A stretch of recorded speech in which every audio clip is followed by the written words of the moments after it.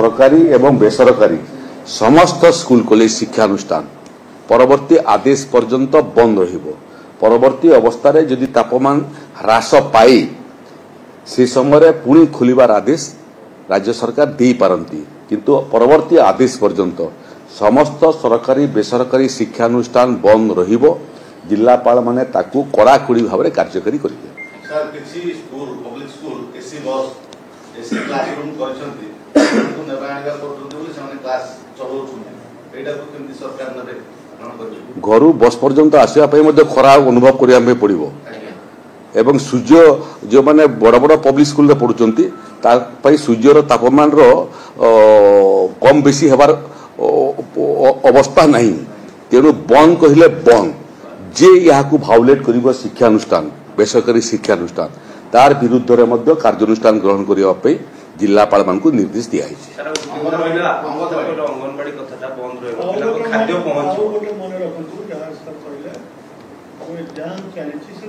Exam चली exam चलो ठीक समय चलो से एग्जाम ठीक ठाक किमिति हेबो से बाबद में जिलापाल माने आनुषंगिक व्यवस्था माने ग्रहण करेंगे। शिक्षानुष्ठान माने एवं जिला प्रशासन आनुषंगिक व्यवस्था ग्रहण करिवो, परीक्षा प्रभावित हेबो नाही।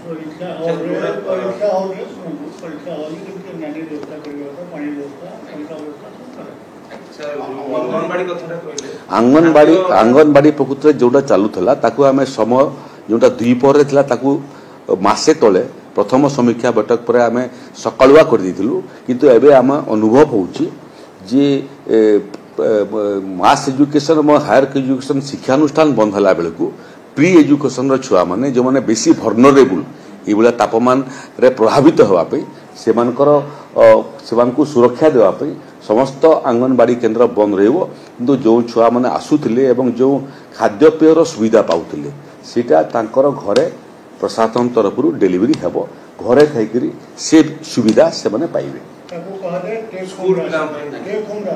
टेक होम राशन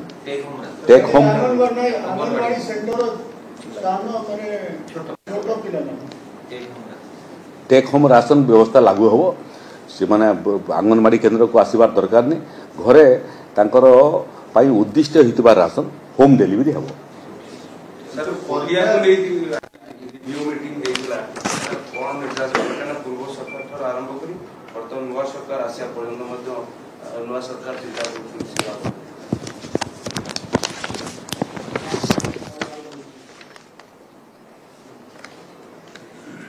कुटिया समस्या बाबद माननीय मुख्यमंत्री आज समीक्षा करथिले।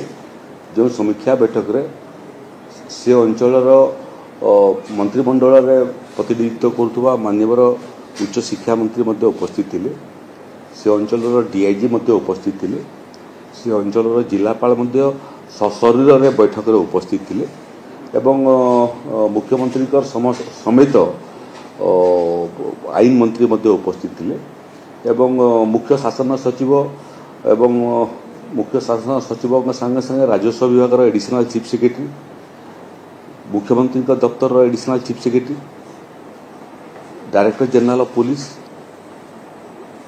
एवं डायरेक्टर इंटेलिजेंस एवं विभिन्न विभाग जो विभाग विभिन्न सेवा जोगई थाए शिक्षा स्वास्थ्य ठारू आरंभ कर पंचायती राज पर्यंत से विभाग सचिव मैंने उपस्थित थे। आज पुंखानुपुंख 2 घंटा धरिक कुटियार समस्या ये समस्या उत्पन्न रो कारण ये समस्यार इतिहास ये संपूर्ण भाव में आलोचना होता समीक्षा होता। 1920 मसीहारू ये समस्या सृष्टि होती जो समय ओडिशा प्रदेश गठन हो नाला कि देश स्वाधीन होता। ब्रिटिश अमलू ये समस्यार जन्म एवं परवर्ती अवस्था रे राज्य सरकार माने ये समस्या को समाधान करने विहित कार्यानुष्ठान ग्रहण न करने फल एवं कोर्ट कचेरी एवं सुप्रीम कोर्ट रे मध्य ये मोकदमा को ठीक भाव में परिचालना करिबारे त्रुटि विच्युति हेबा जोगु ये समस्या आज जटिल रूप धारण करिछि। ये समस्या को समाधान करने एवं ये समस्या रो अंत करने विभिन्न विभाग जो जो सेवा से अंचल रे मिलबार आवश्यकता अच्छी से बाबद पुंखानुपुंख आलोचना होता। यह एक निरंतर समस्या भाव में परिगणित ताकू समाधान दिगरे सबू विभागर कन्भार्जेन्स सेवार कन्भार्जेन्स किमिति कुटियारे हेबो से बाबद सूक्ष्म भाव में विचार कराइला। राजस्व विभागर मंत्रीकर नेतृत्व में गोटे कमिटी गठित होगापी जाऊँगी। राजस्व विभागर एडिशनल चीफ सेक्रेटरी बाबद संपूर्ण समीक्षार विवरणी सहित ये कमिटी जो कमिटी विभिन्न विभागर अधिकारी मैंने रही। तो आपण शुणुले मंत्री सुरेश पुजारी प्रतिक्रिया जे आसंता काली ठारू समस्त स्कूल एवं कॉलेज बंद रखा निष्पत्ति नि परवर्ती निर्देश जाए सबू स्कूल कॉलेज बंद रहिबो एवं ग्रीष्म प्रवाह को दृष्टि रखी सरकार एभली एक निष्पत्ति नहीं। अंगनवाड़ी केन्द्र मध्य बंद रखा निष्पत्ति होती। आसंता काली ठारू समस्त स्कूल एवं कॉलेज को बंद रखा एवं जो भाव में ग्रीष्म प्रवाह राज्य में जारी रही असह्य ताती अनुभूत होती दृष्टि रखी आसंता काली ठारू समस्त स्कूल एवं कॉलेज को बंद रखापी सरकार घोषणा करिसेंति एवं परवर्ती निर्देश जेपर्यंत आसीना सब स्कूल गुड़िक बंद रहिबो ये सरकार एभली एक निष्पत्ति नहीं। अंगनवाड़ी केन्द्र मध्य बंद रखा निष्पत्ति नहीं। अभिभावक संघ लगातार भाव में दाबी भी करुला एवं झारसुगुड़ा में 3 दिन स्कूल बंद रखा जिलापाल निष्पत्ति थिला किंतु आज एभली एक बड़ घोषणा आसुची जे काली ठारू समस्त स्कूल एवं कॉलेज को सरकार बंद करने को स्थिर करिसेंति निष्पत्ति नहीं। ग्रीष्म प्रवाह को दृष्टि रखी एभली एक बड़ निष्पत्ति निया जायछि सरकार द्वारा।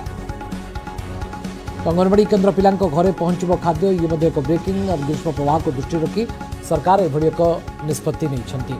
असह्य गरम रे सारा ओडिशा छटपट होछि।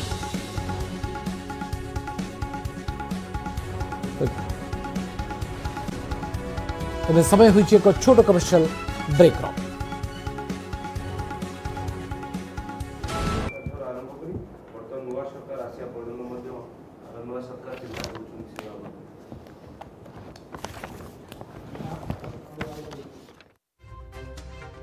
स्कूल कॉलेज छुट्टी ये हूँ राज्य सरकार बड़ घोषणा। ग्रीष्म लहर को नजर रखी 40 रु अधिक तापमात्रा बढ़ुला अनेक जगार एवं राजस्व मंत्री सुरेश पुजारी एक कहते राज्य सरकार बड़ घोषणा। राज्य सरकार आसंता काली ठारू सबू स्कूल छुट्टी रहिबो स्कूल कॉलेज छुट्टी रहिबो ये हूँ राज्य सरकार बड़ घोषणा। राजस्व मंत्री घोषणा करिसेंति आसंता काली ठारू सबू स्कूल कॉलेज छुट्टी रहिबो। विभिन्न स्थान में तापमात्रा 40 डिग्री उपरे थिला। झारसुगुड़ा 45 डिग्री पार करथिला एवं वेस्टर्न ओडिशा सह आभ्यंतरीण ओडिशा विभिन्न जगह पारद 40 पाखापाखि एवं 40 उपरे रहउथला। सेतिपई पिलांक स्वास्थ्य को दृष्टि रखी एवं सनस्ट्रोक आशंका करिकि ये पदक्षेप निया जायछि एवं आसंता काली ठारू सबू स्कूल कॉलेज